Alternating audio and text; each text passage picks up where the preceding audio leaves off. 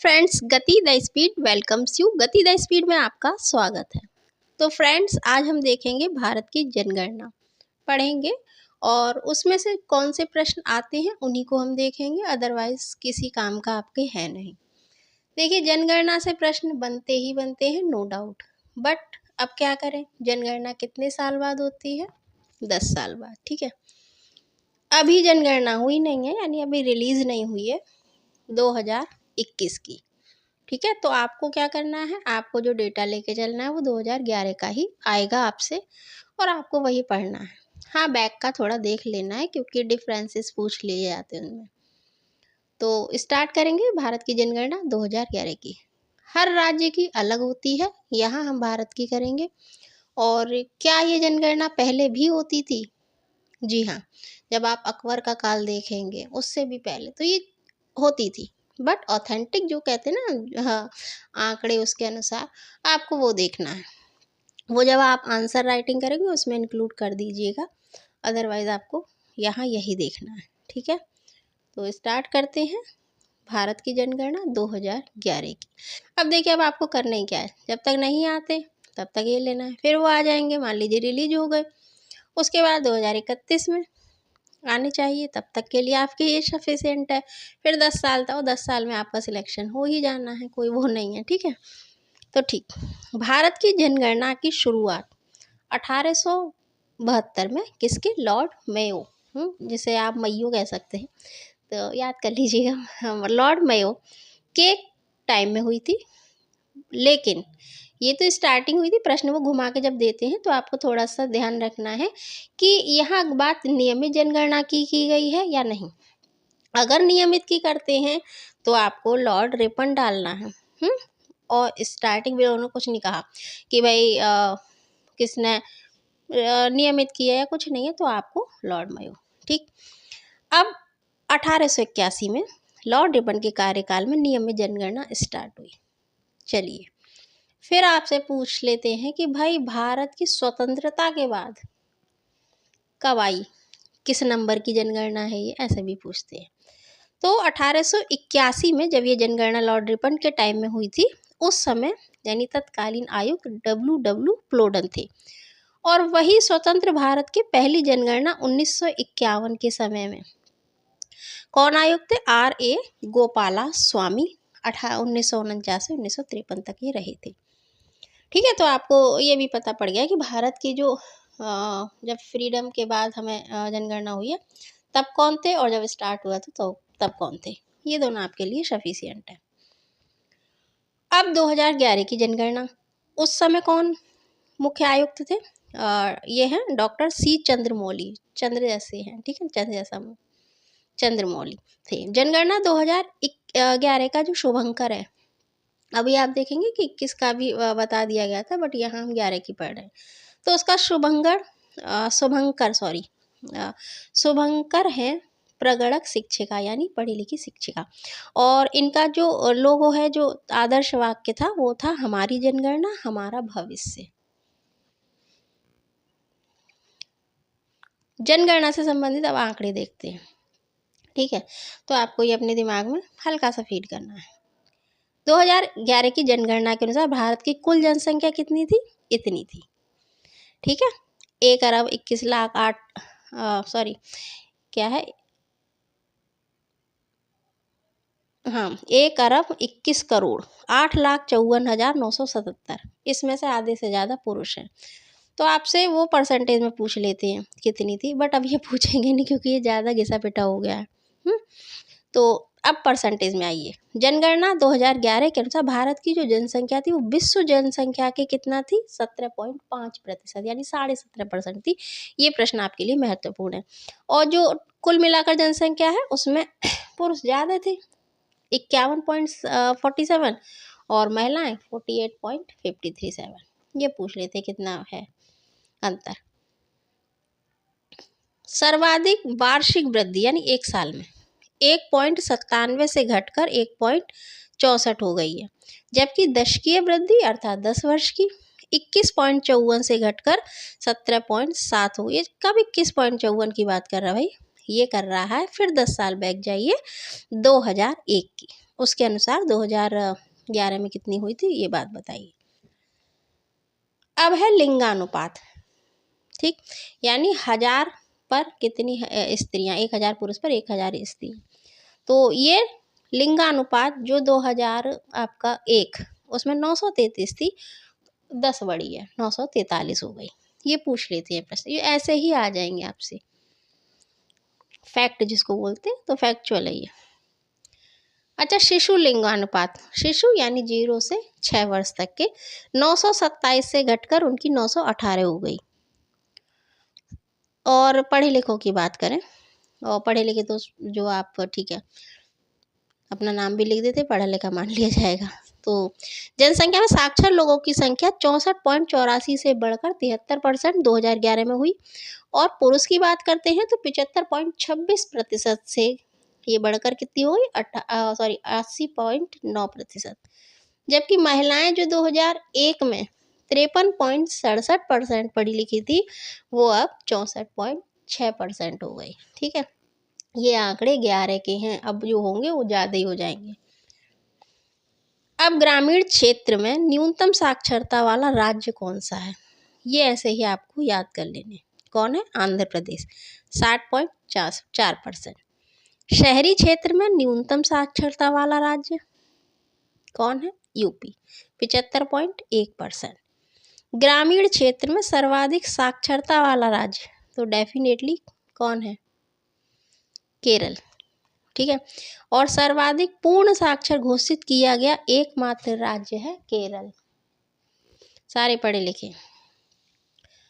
तो 2011 में अनुसूचित जातियों में लिंगानुपात था 945, और वैसे ही साधारण कितना था बताइए, 943 था, 933 था, ये आप बताइए, अभी पढ़ा है आपको। 2011 की जनगणना के अनुसार देश में अनुसूचित जनजाति के व्यक्तियों की कुल संख्या 10.43 करोड़, जो देश की कुल जनसंख्या का 8.6% है। तो आपको ये करोड़ों में नहीं है, आप परसेंटेज याद रखिए, वही पूछे जाते हैं। और 2001 में कितनी थी, 8.2%। 11 में अनुसूचित जनजाति अर्थात एसटी का लिंगानुपात 990 है, जो 1 से 11 के दौरान 10 की वृद्धि 23.7% रही। अगला, जनगणना 11 के अनुसार देश की कुल जनसंख्या में नगरीय जनसंख्या, वेरी इंपॉर्टेंट प्रश्न, ये बहुत पूछा जाता है, नगरीय ग्रामीण का, तो 31.2%, यानी हम जो शहर में रह रहे हैं, जो नगर में रह रहे हैं, वो 31.2 अकॉर्डिंग टू दिस डेटा ना, इन आंकड़ों के अनुसार। और ग्रामीण में जनसंख्या अब भी 68.8 है। अब सर्वाधिक जनसंख्या वाले 5 राज्य घटते क्रम में, तो सबसे अधिक जनसंख्या कहाँ की होगी, नो डाउट यूपी। ठीक है, 16.51% परसेंटेज में। महाराष्ट्र 9.28%, बिहार 8.6%, पश्चिम बंगाल 7.54% और आंध्र प्रदेश 6.99%। देखिए, इसमें आपको ऐसा ही करना है, 5 बहुत है आपके लिए। ठीक है, फिर आप किसी राज्य विशेष से दे रहे हैं तो उस राज्य की आपको देख के जानी जनसंख्या। न्यूनतम जनसंख्या वाले 5 राज्य बढ़ते क्रम में, तो सबसे कम, सबसे ही कम भारत में किसकी है, सिक्किम की 0.05%, मिजोरम 0.09%, अरुणाचल यानी अरुणाचल की 0.11%, गोवा 0.12% और नागालैंड 0.16%। तो कुल मिलाकर सबसे कम कहाँ की है, सिक्किम की। भारत में सर्वाधिक जनसंख्या वाला राज्य अभी पड़ा है यूपी। भारत के न्यूनतम जनसंख्या वाला राज्य अभी पड़ा है सिक्किम। अब सर्वाधिक जनसंख्या घटते क्रम में 5 राज्य हैं, घटते यानी सबसे अधिक, फिर उससे कम, फिर उससे कम, फिर उससे कम। तो जनसंख्या घनत्व किसे कहते हैं, मतलब 1 किलोमीटर में कितने लोग रहते हैं, उसे जनसंख्या घनत्व कहते हैं। बिहार में सबसे अधिक है, एक मतलब 1106 लोग, पश्चिम बंगाल में 1028, केरल में 860 और यूपी में 829। यूपी के जो है वो यूपी का, वैसे 5 ही याद रख लीजिएगा तो बहुत अच्छी बात है। और हरियाणा में 573। न्यूनतम जनसंख्या घनत्व वाले राज्य 5 घटते क्रम में, मतलब सबसे बढ़ते क्रम में। सबसे कम है अरुणाचल प्रदेश 17, यानी 1 किलोमीटर में 17, मिजोरम 52, सिक्किम 86, मणिपुर 115 यानी 115 और नागालैंड 119। ठीक है, अब यह है लिंगानुपात, अर्थात 1000 पुरुष पर कितनी महिलाएं हैं, 1000 हैं कम है। तो सर्वाधिक लिंगानुपात वाले 5 राज्य ये हैं। सबसे अधिक केरल, यहाँ 1000 पुरुषों पर 1084 यानी 84 स्त्रियां ज़्यादा हैं। सबसे डेवलप है अकॉर्डिंग टू डेटा के, पढ़ा लिखा भी है वैसे। तमिलनाडु में 996, आंध्र प्रदेश में 953, 3 कम है। मणिपुर में एक और कम कर दीजिए, 992 सॉरी 993, 992 और छत्तीसगढ़ 991।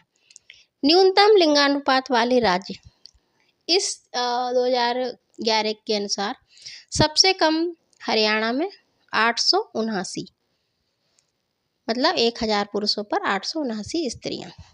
जम्मू कश्मीर में 889, 10 बढ़ गए। सिक्किम में 890, पंजाब में 895 और यूपी में 912। लेकिन ये जो आंकड़े हैं तब क्या था, तब हमारा जो आंध्र प्रदेश ये क्या है इसका तेलंगाना, ये अलग नहीं हुए थे। जम्मू कश्मीर से कौन, लद्दाख अलग नहीं था, तो ये आंकड़े मिले हुए हैं। साक्षरता यानी कितने पढ़े लिखे हैं, सर्वाधिक साक्षरता वाले 5 राज्य घटते क्रम में, तो सबसे अधिक हमारा केरल 94% यानी 6 नहीं है अभी, वो हो गए होंगे। मिजोरम में 91.3%, गोवा 88.7%, त्रिपुरा 87.2%, एक कम है, और हिमाचल 82.8%। तो न्यूनतम साक्षरता में कौन है, बिहार। ठीक है, बिहार 61.8%, अरुणाचल प्रदेश 65.4%, राजस्थान 66.1%, झारखंड है 66.4%। देखिए वो 1 है वो 4 है, कितना कम अंतर है। आंध्र प्रदेश में 67%। अब केंद्र शासित यानी जहाँ पर केंद्र का शासन है, तो आप ये समझ के चलिएगा कि तब हमारा जो जम्मू कश्मीर है वो क्या था, वो राज्य था, बट अब केंद्र शासित है, तो वो वाले आंकड़े इसमें नहीं है। ठीक है, सर्वाधिक जनसंख्या वाले केंद्र शासित प्रदेश कौन होगा, सीधी सी बात है दिल्ली। फिर दूसरा तीसरा पुदुचेरी और चंडीगढ़ है। न्यूनतम जनसंख्या वाला कौन है, लक्षद्वीप।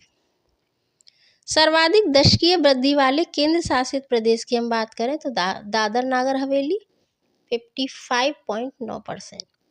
दूसरा तीसरा स्थान दमनदीप, ये भी पहले क्या थे, अलग थे। ठीक है, पुदुचेरी 28.1%, और न्यूनतम दशकीय वृद्धि वाला केंद्र शासित जो प्रदेश रहा है वो है लक्षद्वीप, ये याद रखिएगा। केंद्र शासित प्रदेश में सर्वाधिक जनसंख्या घनत्व तो कहाँ होगा, दिल्ली में ही होगा। तो दिल्ली में कितने हैं, ये 11,320। न्यूनतम जनसंख्या जनघनत्व वाला केंद्र शासित जो राज्य है वो है अंडमान निकोबार द्वीप समूह 46। जनघनत्व में दूसरा स्थान चंडीगढ़ 9,258, यानी दिल्ली है फिर आपका चंडीगढ़, और सबसे कम अंडमान। सर्वाधिक लिंगानुपात वाले केंद्र शासित प्रदेश पुदुचेरी, और न्यूनतम लिंगानुपात वाला राज्य है केंद्र शासित दमनदीप 618।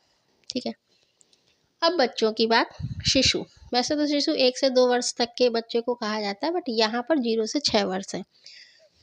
लिंगानुपात वाला केंद्र शासित प्रदेश है अंडमान निकोबार द्वीप समूह 968, अर्थात 1000 पर चल रहा है, ये बार बार बता रही 968। और न्यूनतम शिशु लिंगानुपात वाला केंद्र शासित प्रदेश है दिल्ली 8.71%। शिशु लिंगानुपात में दूसरे नंबर पर पुदुचेरी 967। अब सबसे अधिक पढ़ा लिखा राज्य केंद्र शासित कौन है, लक्षद्वीप। देख लीजिए कितना अलग थलग, बिल्कुल लक्ष्य लिए चलता है, तो लक्षद्वीप है 91.8%। न्यूनतम साक्षरता वाला केंद्र शासित जो प्रदेश है दादर नागर हवेली, तो हवेली में कोई नहीं पढ़ रहा है 76.2%। साक्षरता प्रतिशत में दूसरा दमनदीप का है 87.1%। अब देखिए सर्वाधिक पुरुष साक्षरता वाला केंद्र शासित कौन प्रदेश, सबसे अधिक पढ़ा लिखा कौन है केंद्र शासित में, लक्षद्वीप। तो पुरुष भी यहीं के होंगे, ठीक है, लक्षद्वीप के, यानी 95.6% पुरुष पढ़ा लिखा है। न्यूनतम पुरुष साक्षरता वाला राज्य केंद्र शासित है दादर एवं नागर हवेली। तो ये कुछ महत्वपूर्ण पॉइंट हैं, ये आपको देखने हैं, देख कर जाने हैं। तो डेफिनेटली मोस्टली प्रश्न आपको आंसर आपका मिल जाएगा। अगर किसी खास टॉपिक पर वीडियो चाहिए बताइएगा, और अच्छा लगे तो लाइक करें, शेयर करें, सब्सक्राइब करें, अपनी प्रतिपुष्टि अर्थात फीडबैक दें। कीप रीडिंग, फिर मिलते हैं। Thanks for watching. जय हिंद।